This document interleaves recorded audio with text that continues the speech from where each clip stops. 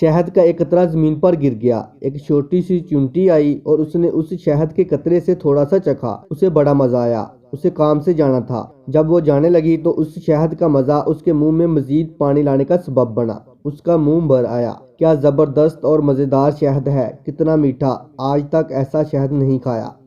وہ لوٹی اور شہد میں سے تھوڑا سا اور چکھ لیا۔ اس نے دوبارہ جانے کا عزم کیا مگر اس نے محسوس کیا کہ یہ تھوڑا سا شہد کافی نہیں ہے، اسے اور کھانا چاہیے۔ وہ رکی اور اس مرتبہ کھانے کے بجائے شہد پر گر پڑی تاکہ وہ کم سے کم وقت میں زیادہ سے زیادہ لذت حاصل کر لے۔ وہ چیونٹی شہد میں غوطہ زن ہو گئی اور لطف اندوز ہونے لگی، مگر افسوس کہ وہ شہد سے باہر نہ نکل سکی۔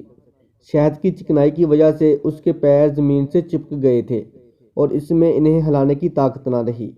وہ شہد میں رہ گئی جہاں تک کہ وہ اسی میں ہی مر گئی۔ اس کی لذت اندوزی نے شہد کو ہی اس کی قبر میں تبدیل کر دیا۔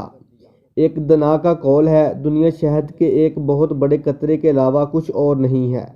پس جو بھی اس قطرہ شہد میں سے تھوڑا اور بقدر کفایت کھانے پر اکتفا کرے گا وہ نجات پا جائے گا، اور جو بھی اس شیرینی میں غوطہ زن ہوگا ہلاکت اس کا مقدر بن جائے گی۔ اللہ تعالی ہم سب کو سمجھنے کی توفیق عطا فرمائے، آمین۔ اس طرح کی مورل سٹوریز، سبق موز اور اردو کہانیوں کے لیے ہمارے چینل کو سبسکرائب، ویڈیو کو لائک اور شیئر کریں۔ شکریہ۔